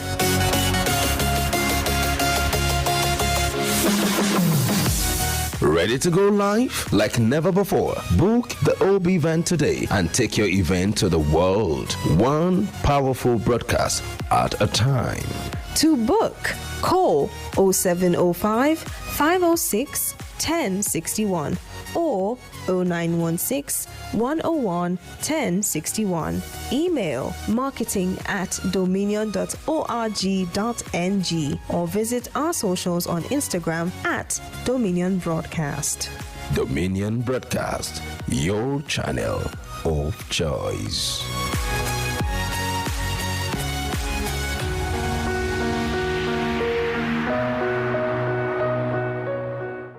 Okay, welcome back from that short break. The show is still Daybreak Live Extra right here on Dominion Television. We say thank you for staying tuned. So far, we've had the big story, we've had the newspaper headlines and analysis, and most definitely, this is Trend Watch. And I still have with me in the studio, Oluwayemi Adelakwan and Oluwapo, which one will be making sense of you are doing present, sir. Let me give it to you, sir, because you called my name a fool. Okay, Oluwayemi Mary Adelakwan. It's plenty. It's plenty on the extra. Now. I don't have money in my pocket this morning. Don't worry, I take transfers. Okay. I have POS machine, so you can just bring your card and make some payments. You are lucky this is 2025 and not 2023. Okay, cashless is no longer here. Definitely. So, all right, there's something really interesting to talk about very quickly on Trend Watch today. Yes. You mentioned, a brilliant individual. Okay. Who put his skill to use. Just that might just sound like it was in the wrong direction. Definitely. The headline says Nigerian man charged after hacking U.S. varsity systems to steal $235,000. Wow. And of course, let me read out a bit of the story. A Nigerian man living in the United Kingdom, Farouk Adekunle Adepoju, has been arrested following a U.S. request for extradition on charges of wire fraud and computer fraud. Acting United States Attorney Troy Rivetti announced Adepoju was arrested by UK authorities on September 15, 2025 and is awaiting extradition to face a 7-count indictment in the Western District of Pennsylvania. It's a very serious story, a very sad one, honestly, because I recall that just recently EFCC chairman came out to say that, because of some Nigerians that go abroad to involve themselves in a lot of fraudulent activities. That's why US is trying to make their visa regulations stricter. And of course he has a point, because look at this situation now, someone doing this over there, and of course I don't think it's good for us as a country. We are brilliant. I used to say it all the time that Nigeria as a country, despite our Hydra, honestly, despite our Hydra-headed problems as a country, we have the brains. You see Nigerians, they will leave this country to US, to UK, the head department, they do a lot of good things. One guy recently, a doctor, won 8 awards at once. Yeah. All the awards, he cleared them all. Is that not a good thing? Those are the kind of things that we expect of us. Not like maybe we should be in the news for the wrong things, honestly. It's becoming more of a trend now that we get to read this kind of things on the page of the newspaper. And most definitely it is directed at Nigerians. And then you begin to wonder, are we the only black people on earth? I don't think so.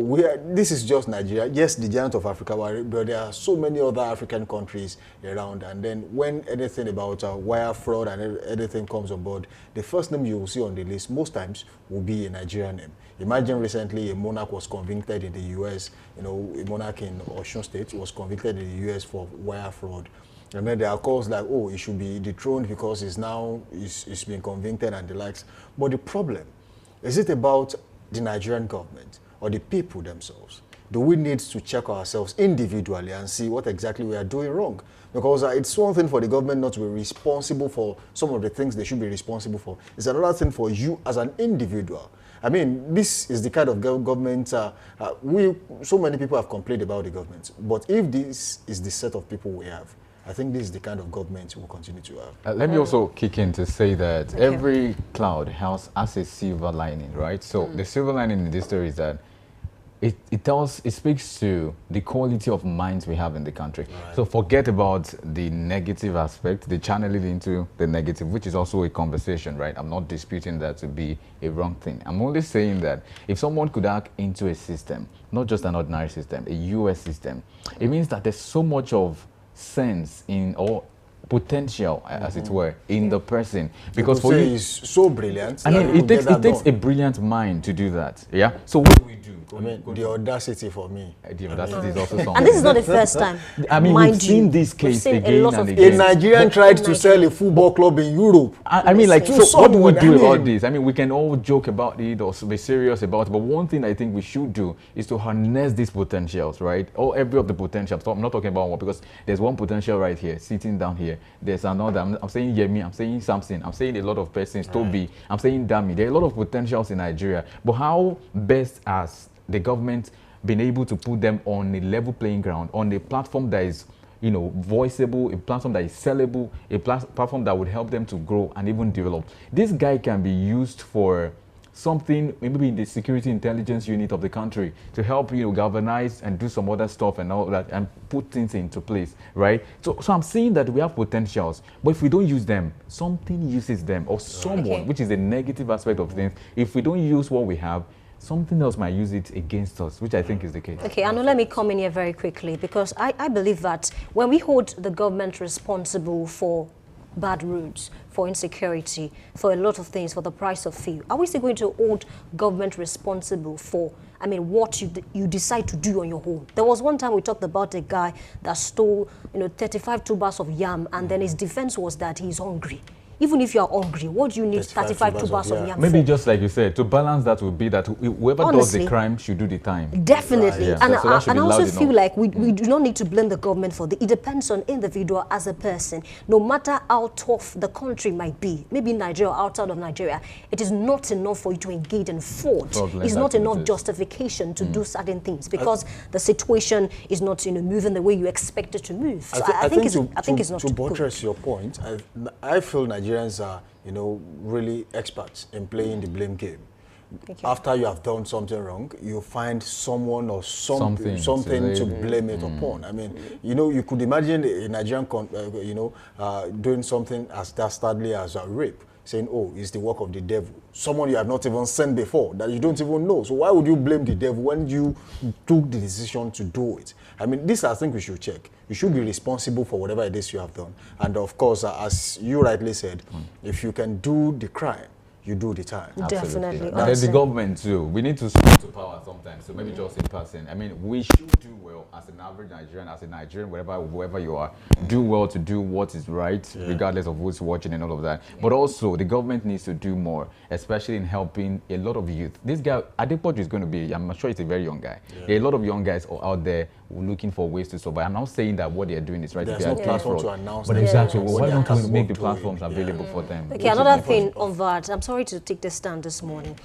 I don't know, even apart from the government, I think there are some private persons that have put some initiative in place that, okay, if you have this thing, come and help us, or come and help us build, come and join us. I've seen several tech hubs in this country. Well, you will see the number of persons that will turn up for such things. So a lot of persons want this, get it quick. When they know that there's a process that can get you through that thing and then you hit what you're looking for. So people are looking for a huge way to make huge amount of money at once. So the billionaires of Nigeria today, the $10 of this world, the Elumelu of this world, they started from, even forget that they are new money. I've seen people who even started from nothing, and then they are somebody today. I understand how you feel right now. You are boring, but we have to go. Honestly, we have to go. But most definitely, this is a topic that we might still stretch next week. Because, of course, Nigerians are, intelligent, and there are so many things obstructing them, disturbing them from actually achieving what they are meant to achieve. But we cannot do all that today. We have to go. Honestly, we say thank you for being a part of the show so far. Thank you for linking up with us on all social media platforms. Until next week, when we shall be meeting again, it is never too late to achieve success. This week has ended, yes, but there are still few days, Saturday, Sunday, you can still achieve success during those periods. Samson Balogun is my name. Link up with us on all socials, Facebook, Instagram, and TikTok at Dominion Broadcast. X, formerly Twitter, at Dominion Cast. Subscribe to our YouTube channel. Follow us, of course. You can watch us live from there, including our website, www.dominion.org.ng. Until next week, we shall be meeting again. Same time, same station, same host. Samson Balogun is my name. Thank you for joining us. Just like you said, do well to join us same time next week. And of course, we promise you more interesting stories on that note. Before I go, I want to tell you very quickly, a better person makes a better community, and a better community makes a better country. Let's ensure to do the right thing at all times. My name is Oluwayemi Adela. I'm saying good morning. Thank you for joining us. And on that note, every cloud has a silver lining. Of course, do well as a Nigerian. Do what is right, regardless of who's watching. My name is Anolo Akpoido. Thank you very much for joining us. Enjoy the rest of the week. Bye.